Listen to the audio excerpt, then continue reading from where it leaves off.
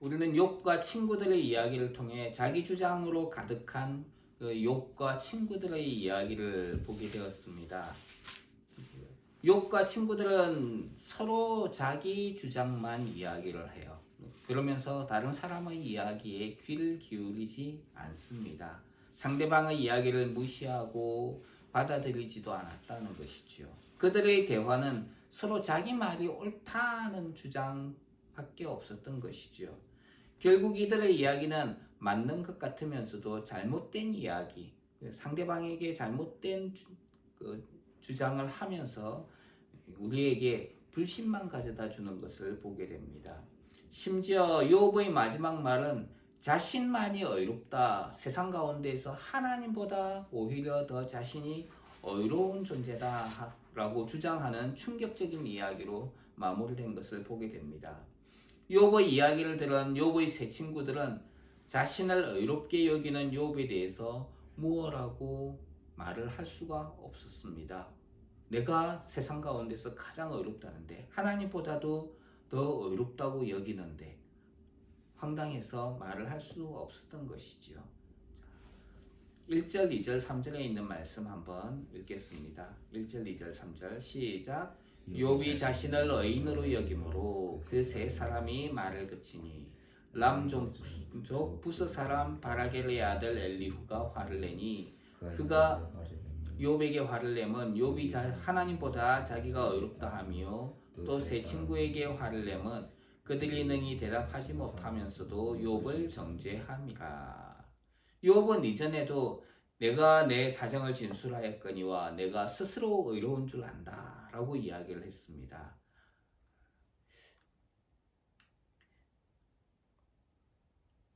내가 의롭다라고 하는 것은 내가 말하는 것이 아니라 하나님께서 인정하시는 사람이어야 됩니다. 옳다고 인정함을 받은 사람은 자기가 자기를 칭찬하거나 인정하는 것이 아니라 절대적인 기준을 가지고 계신 하나님으로부터 인정을 받아야 되는 것이지요. 성경은 네가 스스로 지혜롭게 여기는 자를 보느냐, 그보다 미련한 자에게 오히려 바랄 것이 있다라고 말씀합니다. 이런 마음은 교만에 속하는 것이지요. 교만은 다툼만 일어날 뿐이다 라고 이야기를 했어요.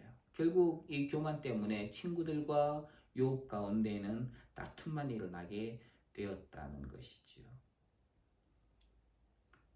그래서 가난하여도 지혜로운 소녀는 늙고 둔하여 간함을 받을 줄 모르는 왕보다 낫다라고 이야기를 합니다. 우리가 다른 사람들의 이야기에 귀를 기울이고 또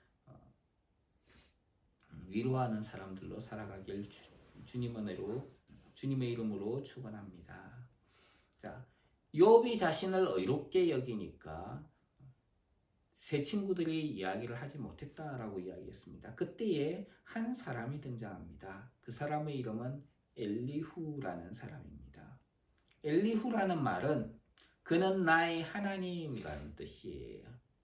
성경은 엘리후에 대해서 람 종족이고 부스 사람 바라겔의 아들이다라고 소개를 합니다.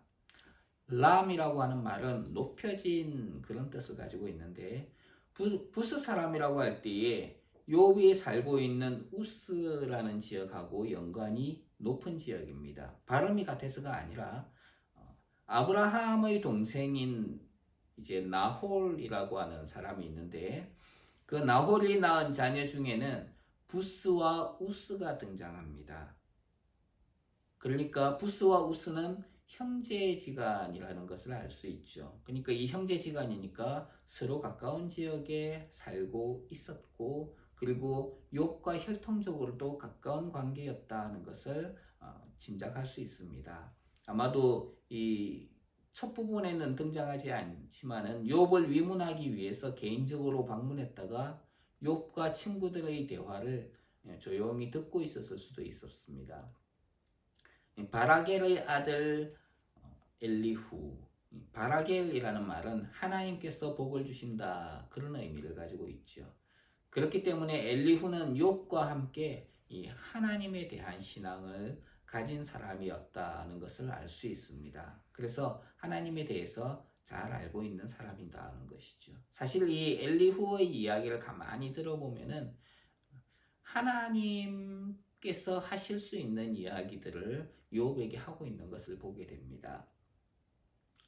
엘리후는 처음부터 나서지 않고 욥과 세 친구들이 서로 대화를 주고받는 것을 조용히 들으면서 바라보고 있었다고 이야기를 합니다. 자신을 드러내지 않는 사람인 것을 우리는 여기에서 알 수가 있죠. 세상은 자신을 드러내라 라고 이야기를 합니다. 근데 하나님 앞에서는 자신을 겸손히 낮추라 라고 이야기를 하지요. 자신을 잘 드러내지 않고 자랑하지 않는 사람인 것을 알 수 있습니다. 그럼에도 엘리후가 화를 내면서 등장하는 것을 보면은 욥과 친구들의 이야기가 얼마나 답답했는지 알 수가 있는 것이지요. 엘리후는 자기 자신을 소개할 때에 나이가 어린 사람이다 라고 소개를 합니다. 연소하다는 거예요. 그런데 엘리후가 욥과 세 친구들의 대화가 잘못된 것을 지적하는 것을 보면은 어리지만 분별력이 있는 지혜로운 사람인 것을 알 수 있습니다. 또 그는 하나님의 진리를 욥과 친구들에게 잘 드러내는 그런 사람이었던 것입니다. 하나님의 진리를 잘 알고 드러낼 줄 아는 사람이었던 것을 알 수 있죠. 욥과 친구들의 대화에 대해 지적을 하다가 갑자기 하나님께서 엘리후가 말을 끝냈는지도 모르는데 갑자기 하나님께서 폭풍 가운데서 자신을 드러내는 것을 볼 수 있습니다. 이들의 대화에서 엘리후는 마치 이름의 뜻과 같이 하나님과 같은 존재, 하나님의 진리를 드러내는 존재, 그리고 하나님의 권위를 드러내는 존재인 것처럼 보입니다. 우리가 세상 가운데서 살아가면서 바로 이런 사람처럼, 이런 엘리후와 같이 하나님을 드러내고 그리고 하나님의 진리를 드러내며 하나님의 권위를 드러내는 존재로 살아가길 주님 이름으로 축원합니다. 이건 내가 가진 능력이 아니라 하나님께서 함께 하실 때에 드러나는 능력이에요. 그래서 내가 어떤 물질을 가지고 어떤 신비한 이런 도구가 있어가지고 하나님의 은혜를 드러내고 이런 것들이 아니라는 것이죠. 드라마나 영화에 보면은 예를 들어서 마술사의 경우에 마술 지팡이가 있어서 그것으로 막 마술을 부리고 그리고 능력을 나타내는 것을 볼 수 있습니다. 그리고 그게 없어지면은 능력을 못 나타내는 거예요. 그 마술봉이 나한테 있어야 그런 능력을 드러내는데 사실은 그 능력 그런 드라마에서는 능력이 마술봉에게 있다고 이야기를 합니다. 그런데 사실 우리 능력은 그런 어떤 물질적인 것에 있는 것이 아니라 하나님에게 있는 것이죠. 그래서 그 능력의 근원이 내가 어떠한 것에 의해서 그리고 내가 가진 무엇에 의해서 나타나는 것이 아니라 하나님이 나의 능력이 되신다는 것입니다. 그렇기 때문에 내가 어떻게 해야만이 아니라 하나님의 편에 있을 때에 우리가 하나님에게 속해 있을 때에 이런 능력들이 나타난다는 것을 기억을 하고 하나님과 함께하는 사람들로 살아가길 주님 이름으로 축원합니다. 엘리후는 욥과 친구들의 이야기를 듣다가 갑자기 화를 냅니다. 진노했다라고 이야기를 하죠. 욥이 하나님보다 자신을 더 의롭게 여겼기 때문입니다. 그런 것을 보면은 엘리후는 하나님을 망령되게 하는 것, 하나님을 함부로 대하는 것에 대해서 거부감을 나타낼 정도로 하나님을 경외하는 사람인 것을 알 수 있습니다. 이제까지 욥은 자신이 악을 행하지 않았는데 고난을 당한다라고 주장했어요. 또 하나님께서 욥의 잘못을 알지도 못하면서 의로운 자신에게 고난을 주고 계시다라고 이야기를 했습니다. 욥기 31장에서 욥은 하나님이 자신을 의롭게 행한 것을 모르고 있다라고까지 이야기를 합니다. 심지어 욥은 하나님께서 심판하실 때에 말할 것이 있기 위해서라도 나는 악을 행하지 않았다라고 주장합니다. 지금 그러니까 욥이 고난을 받았던 것은 하나님 잘못이라는 거예요. 하나님이 잘못해가지고 잘 모르고 실수로 나에게 이런 고난을 주신 것이다 하는 거예요. 그 하나님이 일을 잘 못하고 계신다는 거예요. 욥은 자신이 생각하는 하나님은 세상을 자기가 생각하는 방법대로 이끄는 분이어야 된다라고 주장합니다. 그것이 내 생각에 맞는 하나님, 이상적인 하나님이라는 거예요. 하나님을 자기 생각대로 이끌고 있는 것이지요. 근데 사실 욥의 친구들은 욥의 말에 대해서 하나님께서 잘못 행하지는 않으시는 분이다 라고 이야기를 했지요. 둘 다 하나님에 대한 큰 오해를 가지고 잘못된 주장을 하고 있습니다. 물론 하나님께서 잘못 행하시는 것은 아니지요. 욥과 친구들의 이야기는 하나님을 자기 생각의 틀에 가두어 놓은 것이 문제입니다. 우리도 욥과 같이 하나님을 내가 만든 틀에, 그 생각의 틀에 가두어 버리는 경우가 있습니다. 사람도 가두고 하나님도 자기 생각으로 가두어 버리는 것이죠. 내가 생각하는 하나님은 죄를 없애기 위해서 죄인을 모두 멸하셔야 합니다. 죄인을 다 없애버리면 그러면 세상 가운데 죄가 없어질 것 아니냐? 라고 생각하는 것이죠. 만약에 그렇게 된다면 어떤 일이 벌어질까요? 그러면은 죄인이었던 우리도 다 죽게 됩니다. 내가 생각하는 하나님은 내 편이 되셔야 합니다. 그래서 내 기도를 들어주시는 분이어야 돼요. 그래서 요즘 이제 월드컵 기간이 지나가고 있는데 뭐라고 TV라든지 이런 데 보면 어떻게 해요? 간절히 기도하는 것을 볼 수 있어요. 우리 팀이 이기게 해주십시오. 상대방도 하나님께 기도하고 우리도 하나님께 기도하면 하나님께서 누구의 기도를 들어주실까요? 세상에서는 이야기합니다. 영빨 있는 사람이 기도가 더 잘 먹힌다. 그렇지 않아요.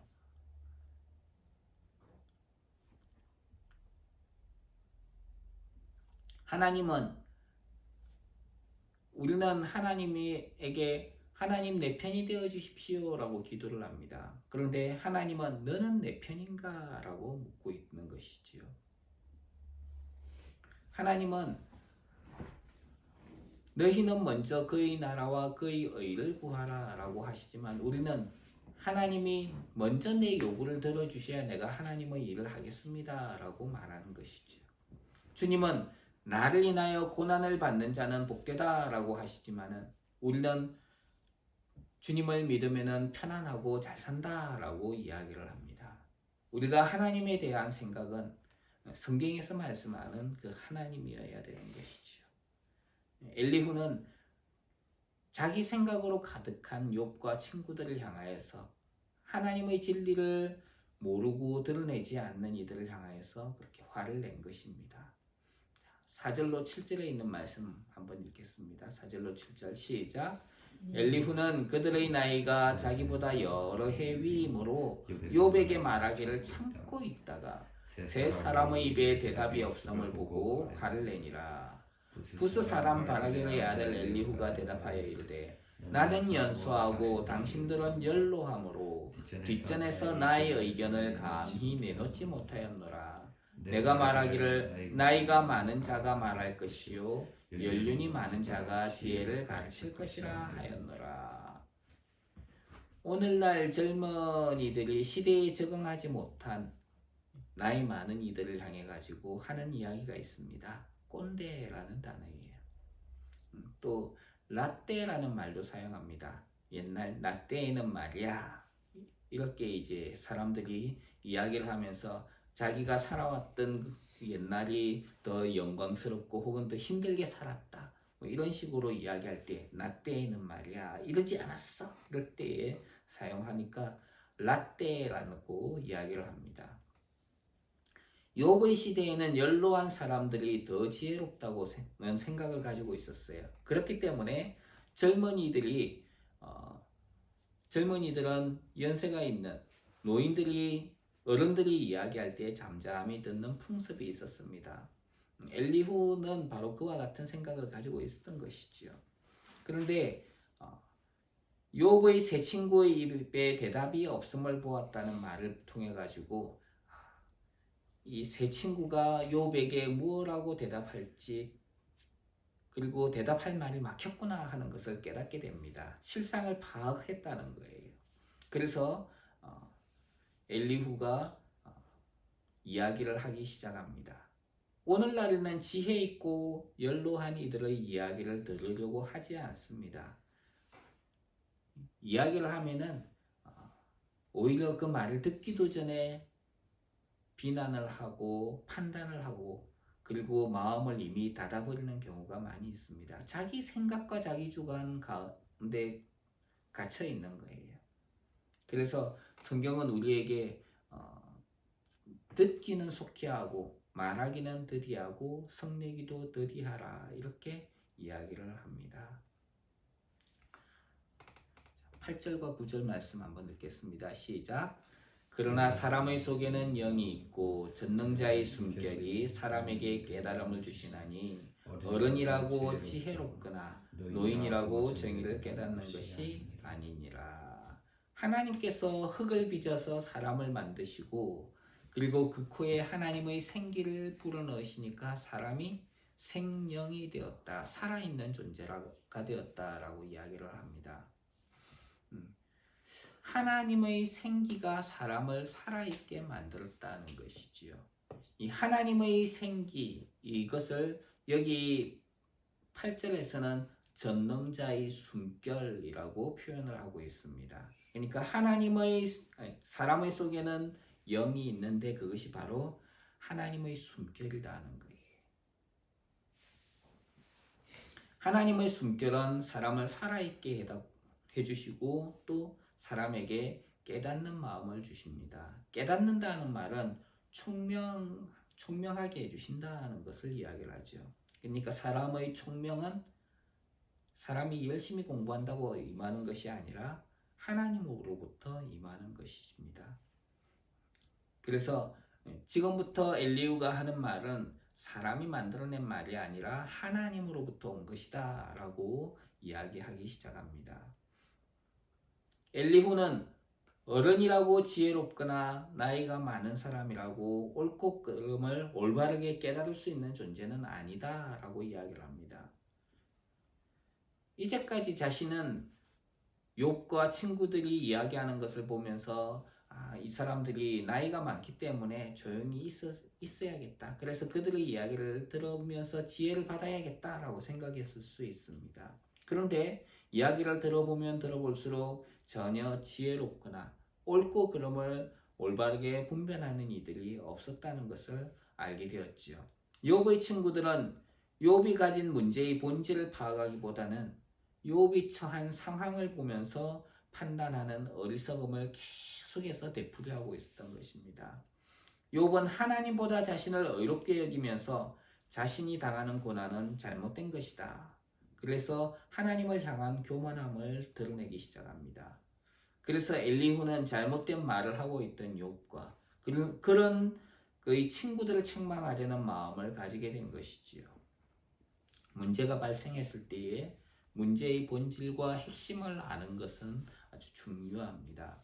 인생을 살다 보면은 나이가 많거나 부자라고 해서 모든 것을 다 알거나 모든 것을 다 가질 수는 없다는 것을 알게 됩니다. 나이가 많지만 올바른 판단을 하지 않는 사람들을 보게도 됩니다. 정확한 정보를 파악하기보다는 자신의 귀에 듣기 좋고, 그리고 자신이 알고 있는 지식에 근거해 가지고 그것이 맞다라는 판단을 내리는 사람들이 많습니다. 자신들은 오히려 정확한 정보를 가지고 있다라고 이야기하지만 잘못된 것으로부터 온 정보를 가지고 봐라, 많은 사람들도 이렇게 이야기하지 않느냐, 그리고 사실을 객관적으로 보지 않으려는 사람들도 많이 있습니다. 상식적으로 보기에도 말이 되지 않는 것을 증거로 들이대면서 사람들에게 그것을 강요하는 어른들도 보게 되는 것이지요. 이런 이들을 통해서 젠더 간의 갈등, 그리고 세대 간의 갈등이 생기는 것을 보게 됩니다. 오늘날 대한민국이 분열되어 있는 것을 보게 됩니다. 이런 식의 주장, 그리고 생각들을 많이 하기 때문이지요. 그런데 심지어 그리스도인이라고 하는 사람들이 이들의 주장에 적극적으로 참여하고 있는 것을 보게 됩니다. 자기의 이익과 주장을 위해 분열을 하기 시작하는 거예요. 그래서 대한민국의 분열에 앞장서고 있는 사람들이 그리스도인들이라는 거예요. 성경은 우리에게 당을 지어서 분열을 하라라고 하지 않고 그리스도 안에서 서로 사랑함으로 하나가 되라고 이야기하셨습니다. 훗세대에게 지혜를 전해주기 위해서 우리는 다른 사람들의 이야기에 귀를 기울여야 합니다. 하나님의 말씀에 더욱 귀를 기울여야 되는 것이지요. 10절 11절에 있는 말씀 읽겠습니다. 시작. 그러므로 내가 말하노니 내 말을 들으라. 나도 내 의견을 말하리라. 보라, 나는 당신들의 말을 기다렸노라. 당신들의 슬기와 당신들의 말에 귀 기울이고 있었노라. 엘리후는 욥과 그 친구들을 향해서 내 말을 들어봐라. 내 말 좀 들어라 라고 이야기를 합니다. 왜냐하면 내가 니네들 이야기를 들어줬으니까 이제 내 말도 들어봐라. 근데 세상 속에서 사람들은 이런 태도를 안 보입니다. 네가 이야기를 할 동안 내가 들어줬으니까 내가 이제 말을 하려고 하는데 네가 내 말 들으려 그러면은 이 사람들은 상대방은 말을 안 들어요. 자기 이야기만 계속 합니다. 말을 조금이라도 하게 되면은 그 말을 무시하고 계속 자기의 의견을 주장을 하는 거예요. 자기 견해만 강요하는 사람들이 있습니다. 다른 사람이 말을 듣지 않으려고 하는 것이죠. 그것은 자기의 무지를 드러내는 행동입니다. 사람들의 이야기에 귀를 기울이고 잘 들어주는 훈련이 필요한 것이지요. 그 사람의 입장이 되어서 이야기를 들어주는 것이 필요합니다. 지금 최대한 서두르고 있습니다. 잘 듣기 위해서는 자신의 생각과 주장을 내려놓아야 됩니다. 그리고 상대방이 무슨 말을 하는지 이해하고 공감해주고 위로해주는 것이 필요하지요. 엘리후는 다른 사람들의 이야기를 잘 들어주는 사람인 것을 알 수 있습니다. 12절로 15절에 있는 말씀 한번 읽겠습니다. 시작.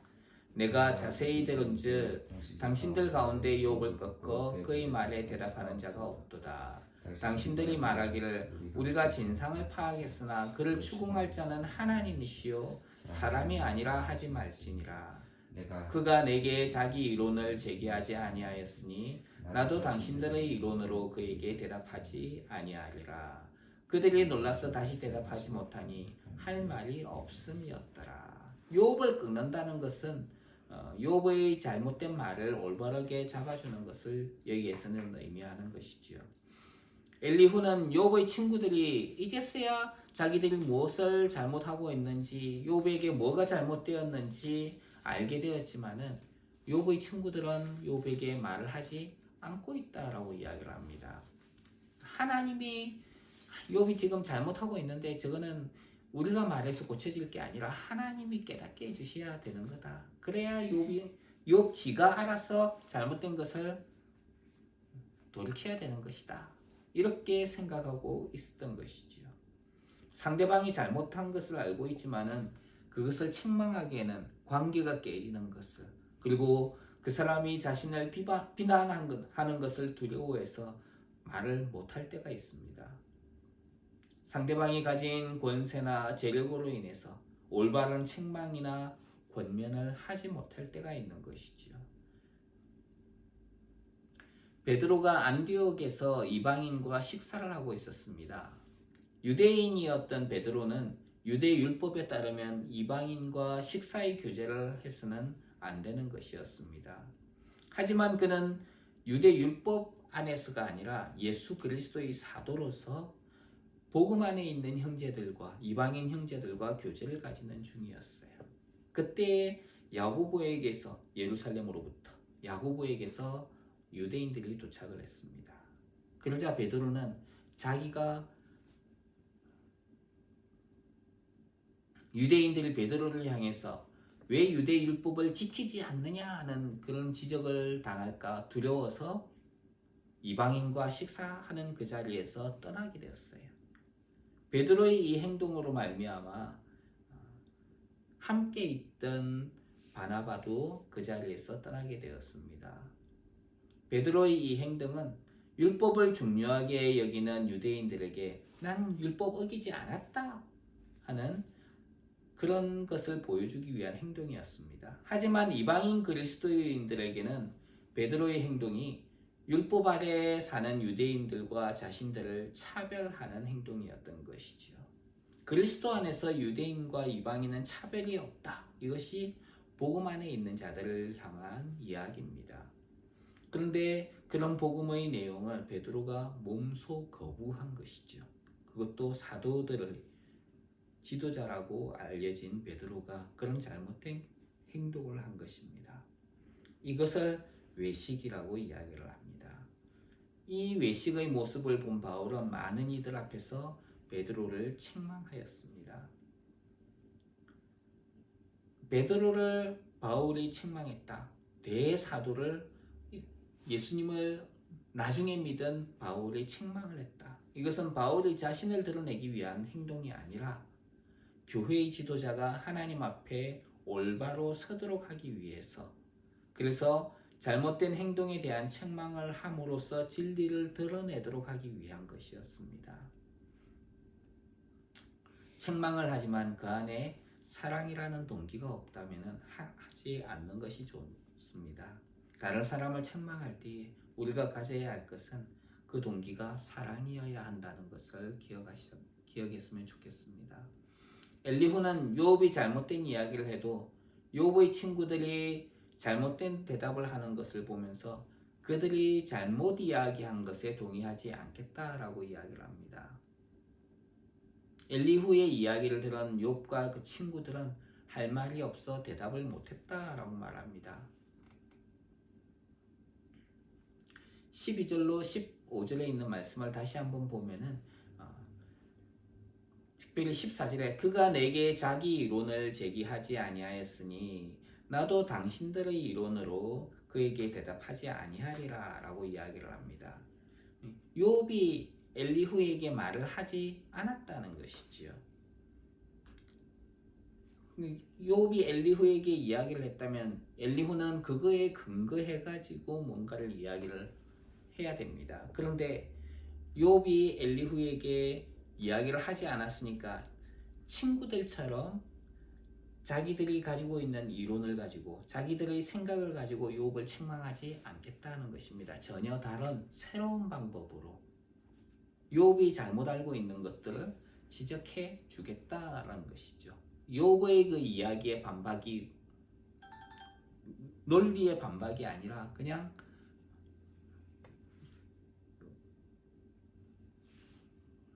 전혀 새로운 방법으로 이야기를 하기 시작하겠다라고 이야기하는 것입니다. 자, 이제 16절 17절 한번 읽겠습니다. 시작. 당신들이 말 없이 가만히 서서 다시 대답하지 아니한즉 내가 어찌 더 기다리랴. 나는 내 본분대로 대답하고 나도 내 의견을 보이리라. 엘리후는 자신이 알고 있는 대로 대답하고 자신의 의견을 보여주겠다라고 말합니다.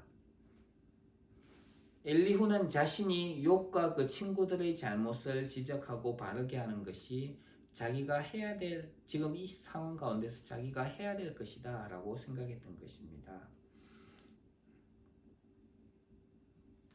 우리 그리스도인들이 세상에서 해야 할 올바른 역할에 대해서 주님은 우리에게 말씀해 주셨어요. 너희는 가서 모든 족속으로 제자를 삼아 아버지와 아들과 성령의 이름으로 세례를 주고 내가 너희에게 분부한 모든 것을 가르쳐 지키게 하라. 우리가 사람들을 제자로 삼아서 하나님의 말씀을 가르치는 것, 이것이 우리가 해야 될 본분입니다. 그래서 우리는 세상 가운데서 복음을 전하며 주님의 증인으로서의 삶을 드러내는 삶을 살아야 한다는 것이죠. 18절로 22절 말씀 읽겠습니다. 시작. 내 속에는 말이 가득하니 내 영이 나를 압박함이니라. 보라, 내 배는 봉한 포도주통 같고 터지게 된 새 가죽 부대 같구나. 내가 말을 하여야 시원할 것이라. 내 입을 열어 대답하리라. 나는 결코 사람의 낯을 보지 아니하며 사람에게 영광을 돌리지 아니하리니 이는 아첨할 줄 알지 못함이니라. 만일 그리하면 나를 지으시니가 속히 나를 데려가시리로다. 엘리후는 하나님의 영이 자신에게 깨달음을 주셨기 때문에 할 말이 많다라고 이야기를 합니다. 그리고 그 하나님의 영이 자신에게 계속 말을 하도록 압박하고 있다라고 이야기합니다. 시편을 보면은 악인으로 인해 가지고 입을 닫고 있는 한 사람이 등장합니다. 근데 그 사람이 내가 잠잠하여 선한 말도 바라지 아니하니 나의 근심이 더 심하다라고 이야기를 합니다. 자신이 말을 하지 않고 있는 상황에 대해서 뚜껑을 닫아놓은 포도주통 그리고 터지게 된 새 가죽 부대와 같다라고 이야기를 합니다. 엘리후의 마음이 봉한 포도주통과 가죽 부대 안에 가스가 부풀어서 터질 것처럼 할 말로 가득하게 되었다는 것이죠. 엘리후는 자신이 말을 하는 동안에도 하나님을 두려워하는 마음으로 사람의 얼굴을 보지 않겠다라고 이야기합니다. 욥과 그 친구들의 지위나 그리고 재력이나 권세를 보지 않고 말하겠다는 것이죠. 사람을 만날 때에 만나는 사람에 따라서 전혀 다른 행동과 말을 하는 경우를 보게 됩니다. 이것이 외식이라는 행동이에요. 이 사람에겐 이렇게 하고 저 사람에겐 다르게 이야기하는 것이죠. 물론 우리는 상황을 분별해야 합니다. 하지만 사람의 얼굴과 태도를 보면서 복음에 타협하는 일이 있어서는 안 되는 것이죠. 복음을 전할 때 우리가 가져야 할 태도는 사람을 두려워하는 것이 아니라 하나님을 두려워하는 마음을 가져야 합니다. 이제 내가 사람들에게 좋게 하랴, 하나님께 좋게 하랴, 사람들에게 기쁨을 구하랴. 내가 지금까지 사람의 기쁨을 구하는 것이었다면 그리스도의 종이 아니니라. 이렇게 성경은 이야기하고 있습니다. 그래서 주님은 제자들을 보내실 때 이런 이야기를 하셨어요. 보라, 내가 너희를 보냄이 양을 이리 가운데 보냄과 같도다. 그러므로 너희는 뱀같이 지혜롭고 비둘기같이 순결하라. 몸은 죽여도 영혼은 능히 죽이지 못하는 자를 두려워하지 말고 오직 몸과 영혼을 능히 지옥에 멸하시는 자를 두려워하라. 하나님께서 맡겨주신 것, 예수 그리스도의 복음, 예수님이 십자가에 죽으신 것, 그것은 다른 사람들에게는 연약함이었습니다. 그러나 예수님의 십자가는 하나님의 지혜요 능력입니다. 사람들은 그것을 비난을 합니다. 하지만은 우리의 죄를 용서할 수 있는 방법이, 우리의 죄가 용서받을 수 있는 방법이 예수 그리스도께서 십자가에 죽으시는 것 외에는 하나님의 아들이 십자가에 죽어야만 우리 죄가 용서받을 수 있다는 거예요. 그 정도로 죄는 심각한 문제입니다. 그래서 이 문제를 해결하기 위해서 하나님께서 직접 오셔야만 할 정도로 죄는 심각한 문제였어요. 그 예수님이 찾아오신 것을 대강절 그리고 성탄절이라는 절기로 지키게 됩니다. 담대하게 세상 가운데에서 복음을 전하며 하나님께서 맡겨주신 것을 잘 감당하고 하나님을 기쁘게 하는 사람으로 살아가길 주님 이름으로 축원합니다. 기도하겠습니다. 하나님, 우리가 복음을 전할 때에 하나님께서 맡겨주신 것들을 잘 감당하고 또 주님을 기쁘게 하는 사람으로 살아가게 하여 주시옵소서. 예수님 이름으로 기도합니다.